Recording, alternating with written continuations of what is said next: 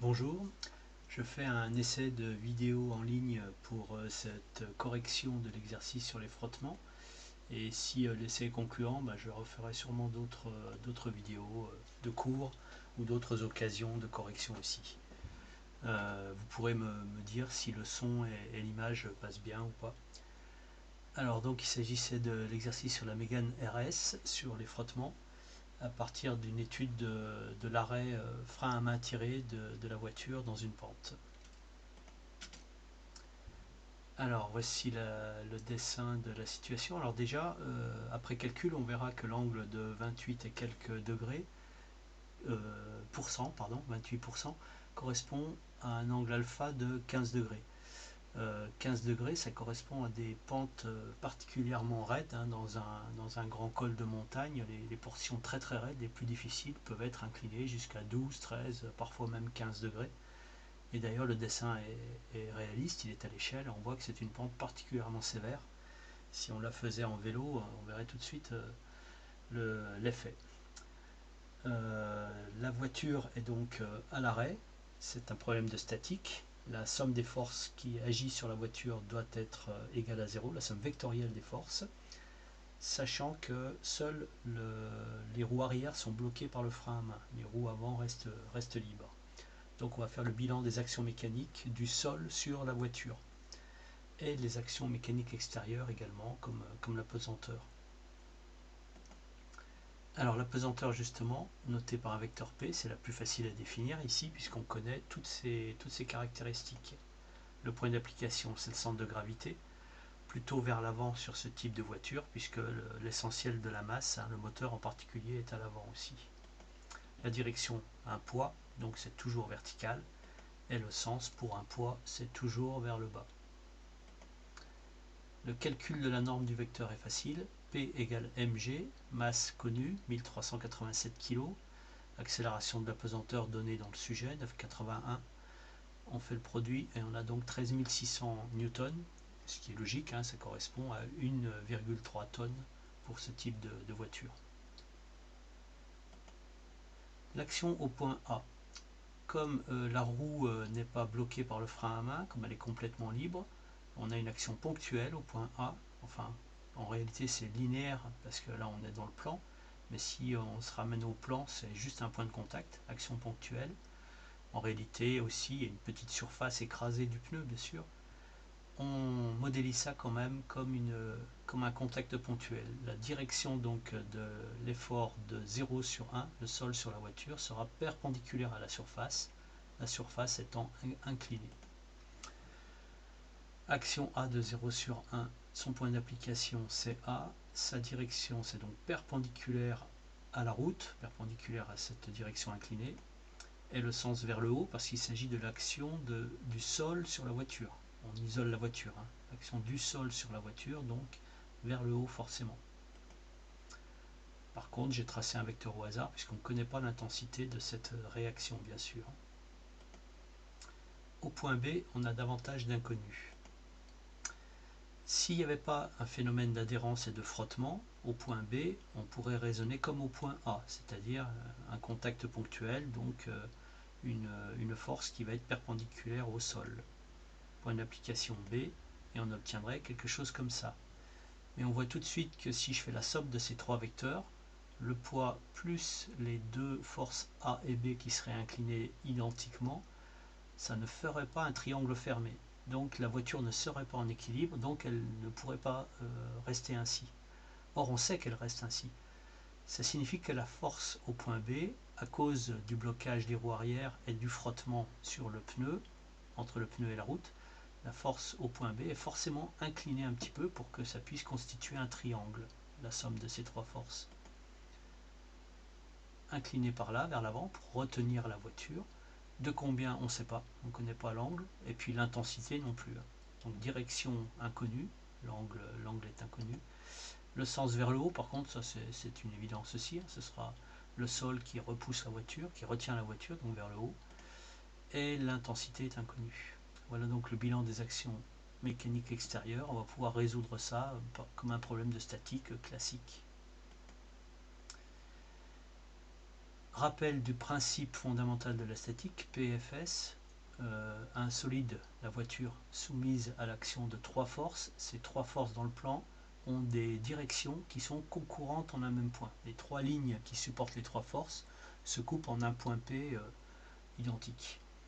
Donc je prolonge la direction du poids, je prolonge la direction de la force au point A, perpendiculaire à la route, et je vais pouvoir trouver la direction qui me manque, qui va passer par le point B et par ce nouveau point d'intersection que j'appelle P. Voilà donc là, en vert la direction de la force inconnue B de 0 sur 1 qui va être inclinée sur cette direction verte ici, que l'on peut tracer à l'échelle sur le document réponse. Pour faire le triangle des forces, il faut donc tracer des parallèles proprement, soit à la main, soit directement sur le document PDF si vous avez essayé de travailler sur le PDF modifié. On a le poids P, que je reporte au centre de la feuille pour être plus à l'aise. On met une parallèle à l'extrémité de P, et on met une parallèle à la base de P, ce qui nous fait un triangle fermé. On voit tout de suite que le triangle ici va être tout petit, donc j'ai pas choisi une échelle cohérente. Il aurait fallu choisir une échelle beaucoup plus grande. Si on fait un tracé microscopique, les mesures seront très imprécises et la qualité du résultat sera médiocre. Donc il faut augmenter l'échelle un petit peu. Le triangle des forces est bien fermé, P vers le bas, voilà, avec une échelle un peu plus importante. La force A de 0 sur 1 vers le haut et la force B de 0 sur 1 vers le haut qui vient fermer le triangle. Donc la somme des forces est égale à 0. Reste à prendre la règle graduée ou l'outil mesure dans Word ou dans PDF Editor et valider les longueurs. Donc c'est plus facile à faire sur une feuille imprimée, c'est vrai. Donc en mesurant précisément avec une petite marge d'erreur, quelques pourcents d'erreur, on a l'action au point A qui vaut 7400 newtons et l'action au point B qui vaut 6200 newtons. C'est logique que l'action au point A soit un petit peu plus importante puisque c'est la roue avant et qu'il y a plus de poids sur la roue avant. Donc ça c'est totalement logique. Deuxième partie du travail demandé, ouvrir le fichier Excel que j'avais préparé qui va permettre de calculer le coefficient de frottement. Le coefficient de frottement, c'est la tangente de l'angle entre B et NB ici. Et la tangente de cet angle, c'est côté opposé sur côté adjacent, c'est-à-dire la force tangentielle, TB, sur cette longueur-là, divisé par la force normale NB. Donc TB divisé par NB, c'est la tangente de cet angle. Et tangente de cet angle, on l'appelle le coefficient de frottement. Il fallait dans le fichier Excel que je vous avais donné rentrer toutes les caractéristiques de la voiture, longueur, hauteur, masse, etc. Automatiquement, donc j'ai mis les formules de calcul pour que TB et NB soient calculés, le rapport des deux, qui s'appelle le coefficient de frottement. On trouve 0,62 de coefficient de frottement à reporter sur votre document réponse.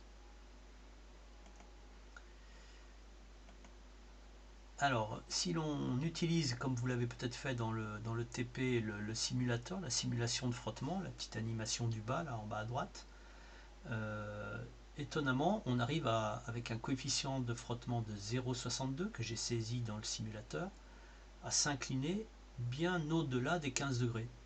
15 degrés, c'est la limite pour la Mégane, là. Et en fait, jusqu'à 31,5 degrés, on peut s'incliner avant d'obtenir le glissement, avant qu'il n'y ait plus d'équilibre sur ce bloc-là. La question était pourquoi est-ce que la simulation ne correspond pas du tout au cas réel sur la Mégane. Alors il faut préciser un certain nombre de choses. Sur la Mégane, déjà, c'est pas un problème à deux forces, c'est un problème à trois forces. Une force roue avant, une force roue arrière, plus le poids. Alors que sur le simulateur, bien sûr, le bloc ici n'est soumis qu'à l'action de deux forces directement opposées. Le poids vers le bas et la réaction du sol vers le haut, ici en bas à droite. C'est donc logique que l'on obtienne un résultat plus élevé, puisque la force est directement sur la même direction que le poids. La force de réaction du sol est directement alignée avec le poids. On pourrait, sur une voiture, obtenir un petit peu les mêmes constatations. Si vous êtes sur une route enneigée et que vous patinez, par exemple, eh bien, vous allez dire à un camarade de s'asseoir sur le capot avant. Ça se fait parfois. En s'asseyant dessus, il va décaler un peu le poids, le rapprocher. L'idéal serait d'avoir tout le poids sur la roue avant, la roue motrice. Et donc, augmenter l'angle d'inclinaison possible et le coefficient de frottement. Sur une propulsion arrière, ce serait l'inverse, il faudrait mettre du poids à l'arrière pour améliorer le coefficient de frottement. Voilà donc la différence fondamentale entre les deux, entre le simulateur et le cas réel sur la voiture. La voiture va-t-elle rester en équilibre avec cette pente à 27%, c'est-à-dire 15 degrés? Eh bien, il fallait utiliser un des documents ressources qui était fourni dans le TP en ligne, qui donnait les coefficients d'adhérence des pneus moyens, hein, avec une pression normale de pneus, hein, bien sûr. On sait que si on dégonfle un peu les pneus, on a plus de surface en contact et on améliore un peu le coefficient de frottement. Deux cas quand même, le pneu neuf et le pneu usé, qui donnent quelque chose de très différent. Sur du béton sec ou une route goudronnée de qualité ordinaire, hein, on dépasse de toute façon les 0,8 de coefficient de frottement, donc là c'est pas mal. Hein. Il en va tout autrement sur des routes qui ne sont plus sèches. 0,8 jusqu'à 0,95, même si le pneu est usé, ça dépasse relativement largement le coefficient de 0,62, donc le véhicule restera en équilibre. Sur une route mouillée, par contre, on est déjà à la limite, même légèrement en dessous, hein. Même avec un pneu neuf, il y a risque de voir glisser la voiture vers l'arrière, c'est sûr. Et on ne parle même pas de la route verglacée ou enneigée, où là, la voiture va descendre tout doucement en glissade dans le fossé. Voilà les cas où le coefficient d'adhérence n'est pas suffisant. Sur route sèche, par contre, ça va bien se passer. Voilà la réponse finale, je crois, au TP qui était demandé. Je vais rajouter quelque chose qui n'était pas dans le TP, mais que vous pouvez trouver dans les documents ressources du TP. C'est l'influence du revêtement de la route et du type de pneu, bien sûr, on l'a déjà vu, un pneu neuf ou pneu usé. Pour des pneus qui respectent la pression normale, hein, il faut bien sûr avoir une pression telle que celle qui est recommandée par le constructeur. Les aspects microscopiques des surfaces sont très variables entre un revêtement rugueux, béton spécifique, ou revêtement de route spécifique qui a un état de surface relativement rugueux et qui va donc améliorer le coefficient de frottement. A l'inverse, sur des dalles très lisses, surtout si elles sont humides, qui n'ont pas cette rugosité, le coefficient de frottement va être considérablement dégradé. Hein, c'est la même chose sur certains granulats, revêtements de terrasse, etc. ou des chaussées un peu lisses, un peu usées par le temps, etc. La variation est très très importante puisqu'on va passer de 0,1 à 0,9. 0,9 sur ces revêtements-là, très bon coefficient de frottement. Et on va chuter à quelque chose d'extrêmement glissant et lisse sur des bétons non rugueux de ce type-là. Voilà. Il y avait d'autres documents qui étaient fournis dans l'activité, des vidéos à consulter, etc.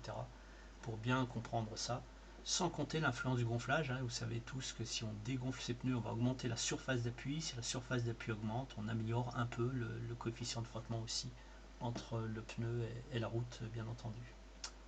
Voilà pour se corriger. Si vous avez des remarques à me faire, des compléments, des questions à poser, vous pourrez le faire bien sûr par mail.